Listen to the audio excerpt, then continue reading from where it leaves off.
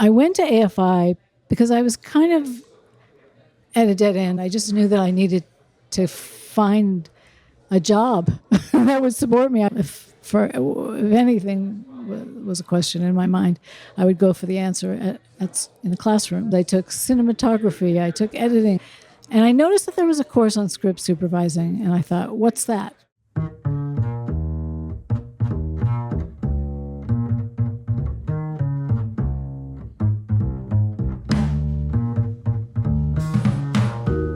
Welcome to Second Act Stories, a podcast that profiles people who have made major life and career changes and are pursuing more rewarding lives in a second act.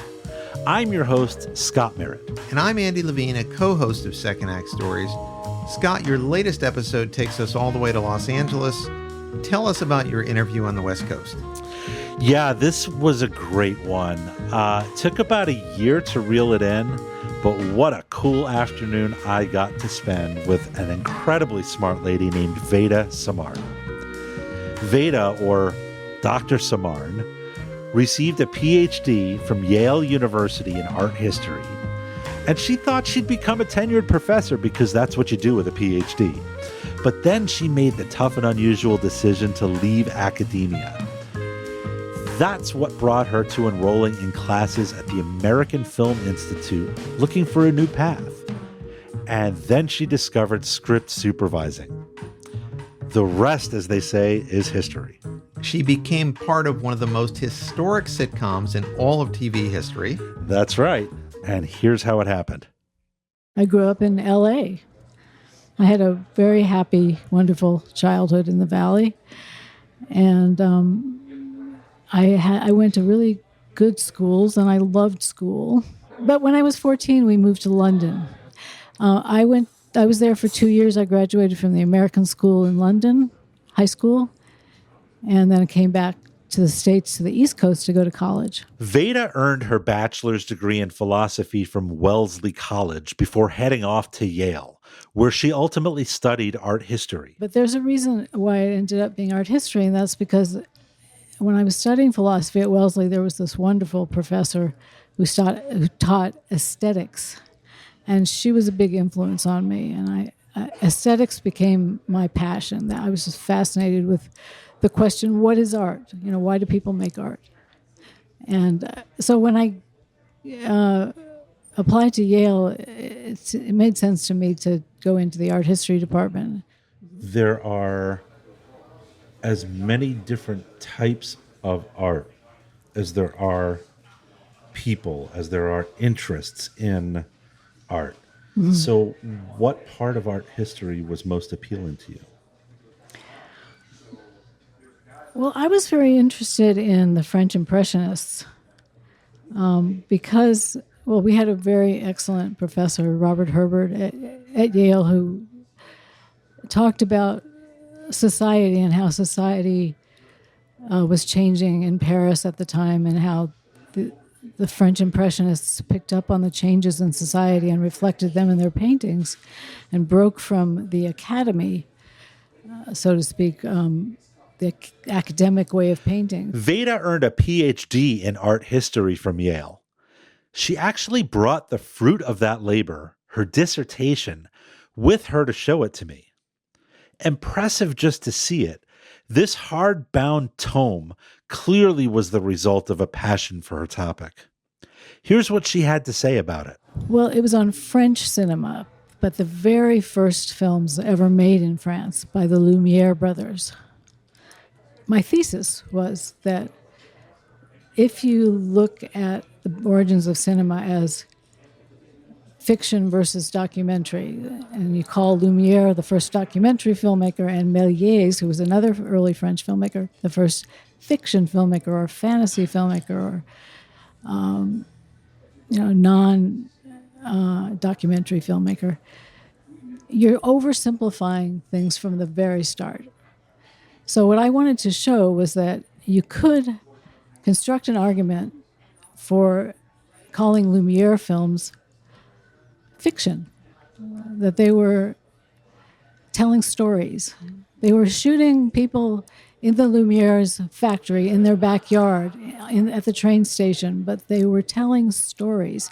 Each film was a minute long, and I claimed, you can tell a story in a minute. And this is a story about their families, about the workers, their relationship to the workers. This is a story about French society. This is a story about the bourgeoisie. This is a story about who we think we are in France at this time in history. And so that's not, that different from what Méliès is doing. There's a fictional element to it as well. There were story conventions that were being developed in these first films. And so that still fascinates me. So that was a very interesting thing to work on. When did academia as a career surface as the path for you? Well, that's a natural thing that happens when you're getting a PhD. It's the next step after you've written a dissertation, to become a professor, to go out to conventions all dressed up, do interviews, get your tenure-track job. I taught in Hartford at Trinity College. I taught in Long Island at C.W. Post. They were part-time jobs, but I was teaching courses, and I was having that. I had that experience, Right. And it was very interesting and very sometimes just wonderfully fulfilling.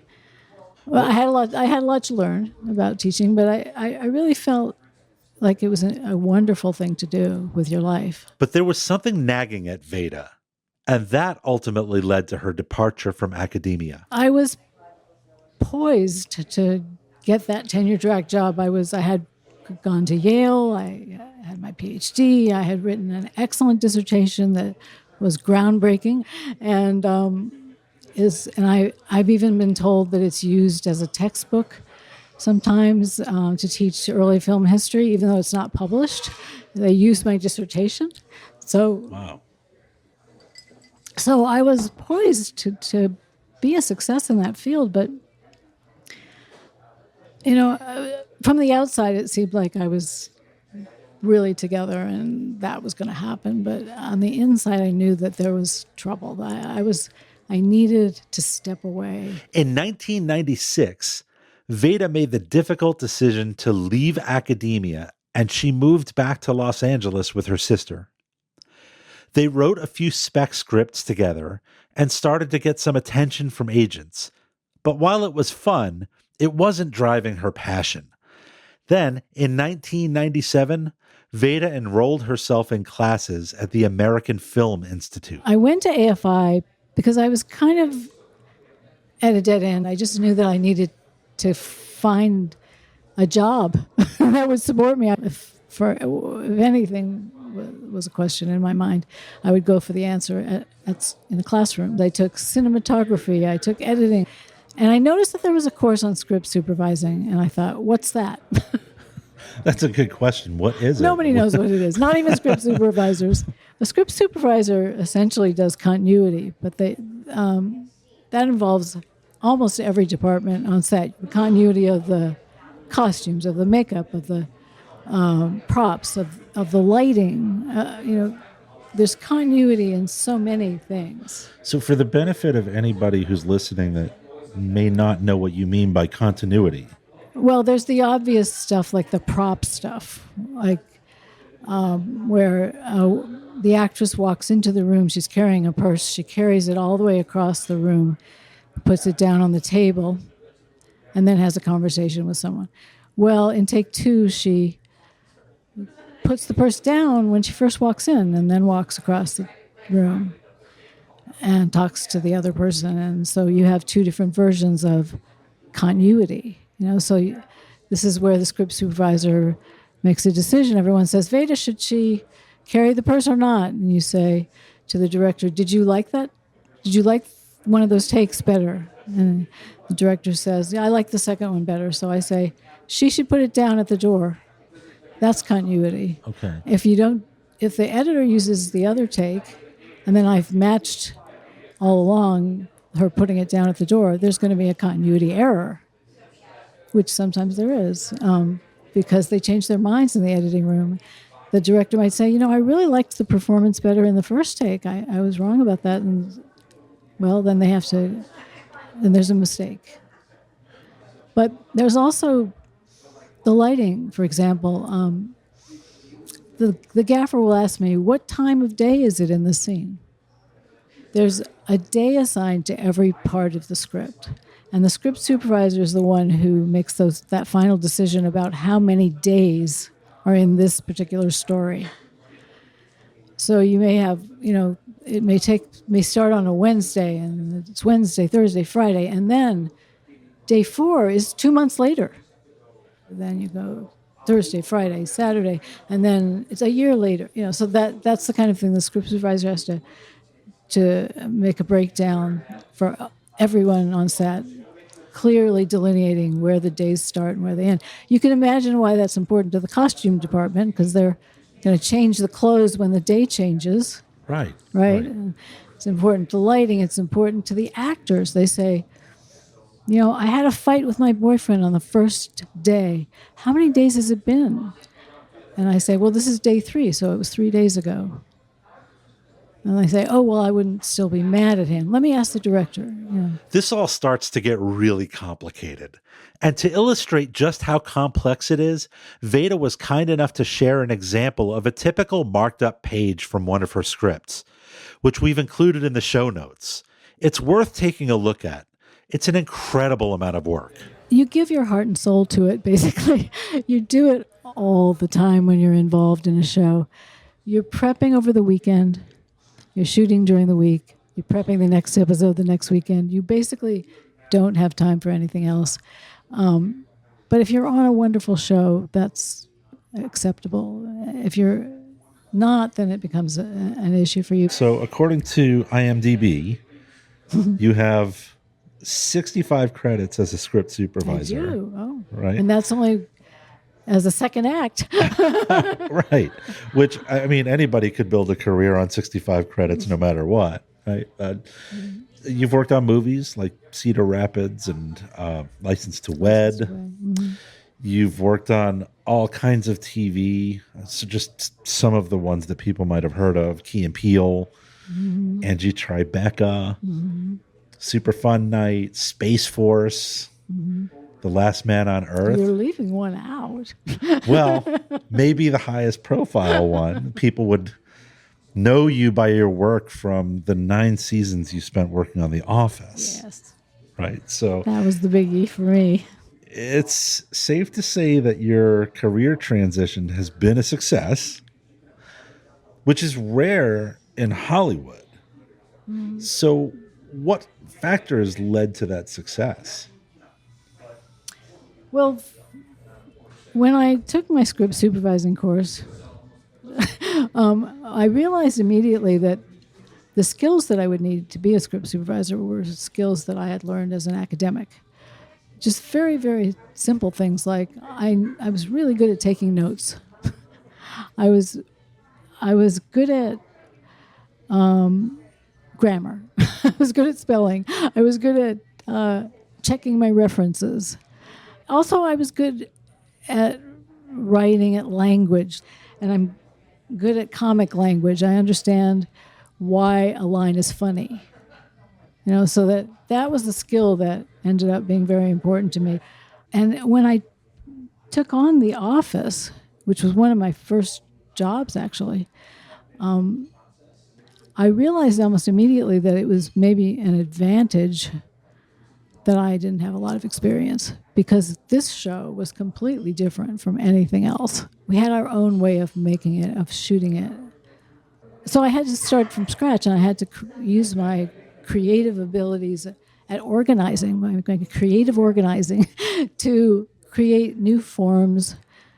Script supervisors have forms that they use to write down their information, and I had to redesign the forms because they didn't work for The Office. The ones that I got in the class that I took, Right. Which I had personalized. But I realized that I had to arrange the information differently because it was a different style of shooting, and the different style of shooting was primarily that we never cut.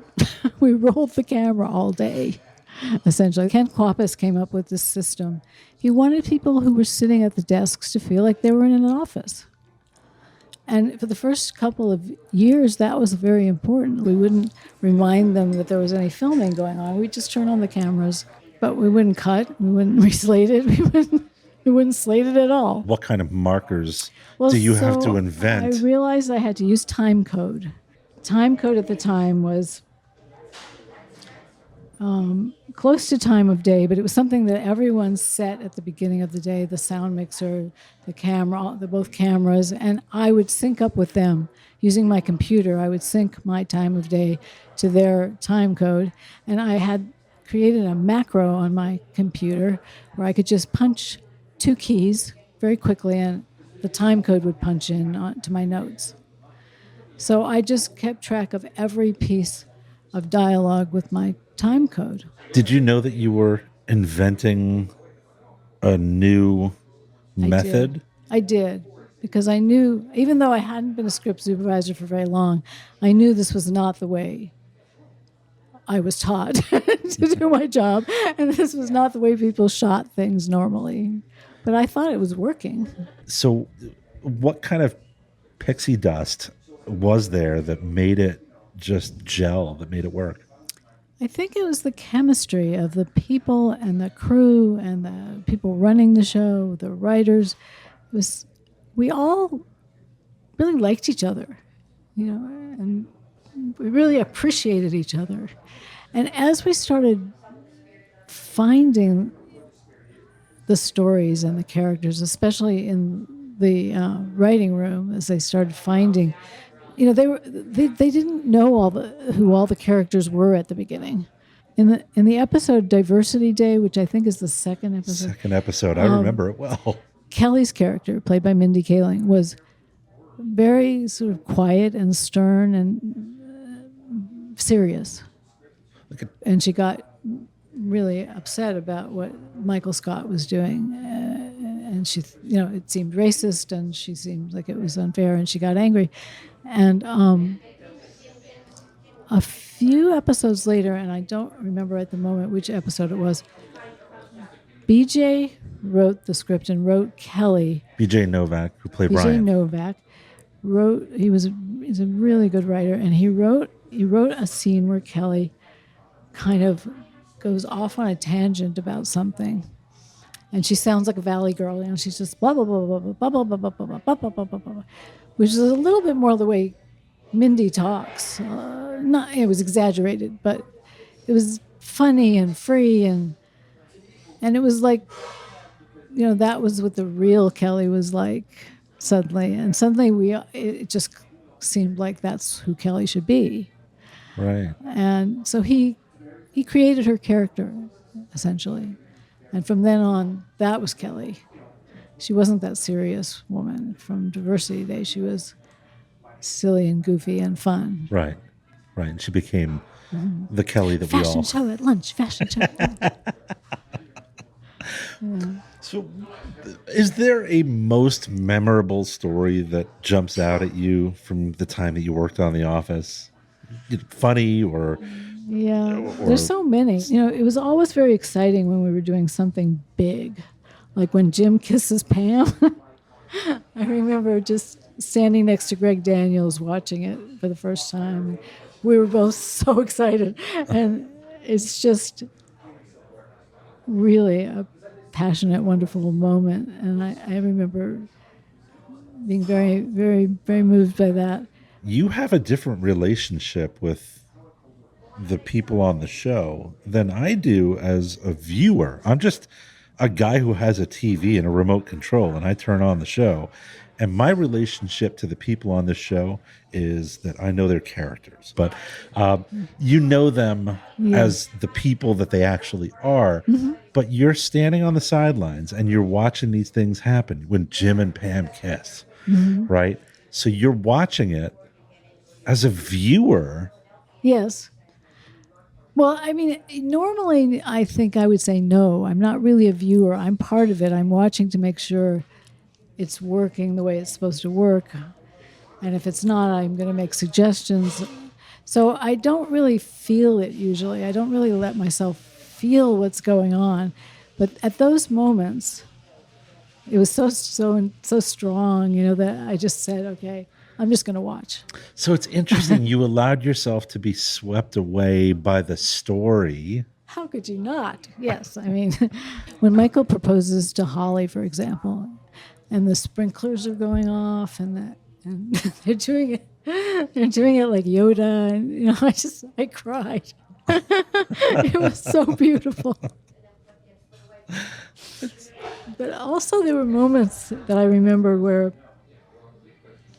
and I wish I could remember the exact wording, but I remember once Oscar did a talking head where he turned to the camera and said a line, he blurted out this line, and I laughed every time. So I had to leave the room. And it happened once with Rain also, with the Dwight character. He was talking about his cousin who was a ball hog. And that word ball hog made me laugh every time he said it. I could not hear that word. The way he said it, she's a ball hog. And the way he said it and his face and the whole thing, I just could not stop myself. I usually was in good control. I would bite on my finger is what I would do. But I had to leave the room for that one too. Which brings up an interesting point, because you're working on a show that objectively is hilarious all the time. Yeah. So much funny stuff happens all the time. How do you control yourself? Well, no one was allowed on set unless they absolutely had to be there, for one thing. But yeah, you learn to, I don't know if it's good for you, but you learn to suppress your laughter. You learn to keep it in until you hear cut, and then you can laugh. But yeah, I would literally bite on my finger. That was the only way I could stop from laughing sometimes. It's just some of the things that come to mind when I just think of just some of the cold opens. Right, the cold opens were a quick hit laugh, right, and then you'd hear the theme music. Mm-hmm. But when you're filming those things, I just can't even imagine having to. Yeah, like when Dwight's desk is made out of cardboard. Collapses. Yeah, that's the thing that occurs it's to me. It's hard not to laugh. The thing that occurs to me is there was one where Dwight was sitting on a yoga ball and he was bouncing up and down, and Jim went over with a pair of scissors and just popped. Yeah, and he could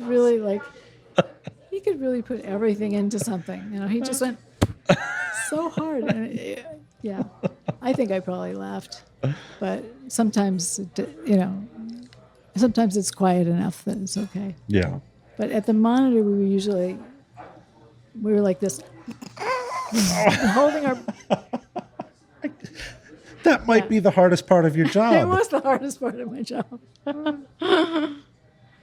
I think I lost some brain cells holding in the laughs. Well, you've worked in a lot of genres. What's your favorite? Comedy, absolutely. But when I first started, I had to kind of fast track it. I wanted to get into the union quickly when I realized I was going to do this script supervising thing and I was going to stick with it. I thought I've got to get into the union right away. It's my second career. I have to hurry. I don't have a lot of time. Yeah, I did horror films and action. I even did some softcore porn, which I wouldn't have done if I'd started the career younger. I went to go into comedy, and I was glad I got there. I wanted to know about how one reaches the rarefied air that Veda managed to reach in her second act career. People ask me that a lot, how do you break in and how do you advance? And, the old answer, it's who you know, is actually still true. But it doesn't mean that you have to be born into the business and know people from childhood. You have to meet people, and you have to show them that you're interested and show them that you are good to work with and interesting and fun to be with. And people pick people that they can rely on and that they enjoy being with. They don't pick people who make no mistakes ever. That's not really it. Is there any part of you that would like to venture back into academia? Well, I can't see myself actually going. It would feel like I'm going backwards. Mm-hmm. But there are things I miss about it. I did love it.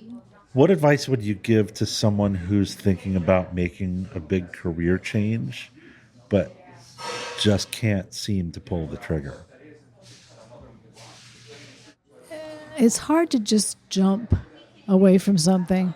I guess what I'd ultimately want to say, though, is don't be afraid.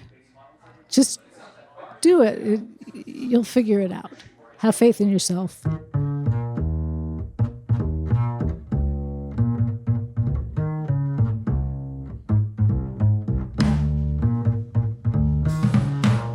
This recorded interview took up just a fraction of the 3 hours that Veda and I spent chatting over a cappuccino in a back booth at a hotel restaurant in Burbank. She graciously indulged every question I asked about the office, and she shared a lot about her journey through academia. Always the educator, Veda taught me that day that even the most obvious career paths aren't guaranteed. Leaving academia is extremely unusual, but she did it, and then she reached the highest level of success possible, doing a job she didn't know much about when she made that decision. I also learned that you never know when what you're doing is preparing you for something big in the future. Veda's training as an academic wound up being the exact experience she needed to become a great script supervisor, and that led to a job on one of the most storied television shows in history. Andy and I are always on the lookout for new people to profile on Second Act Stories. If you'd like to suggest a candidate, we'd love to hear from you. Just visit our website at www.secondactstories.org and click on the Nominate a Guest box at the top of the homepage. If you like our show, please rate us. That helps others find the show, and we're grateful for you spreading the word. We hope you'll keep listening. There are more Second Act Stories just around the corner.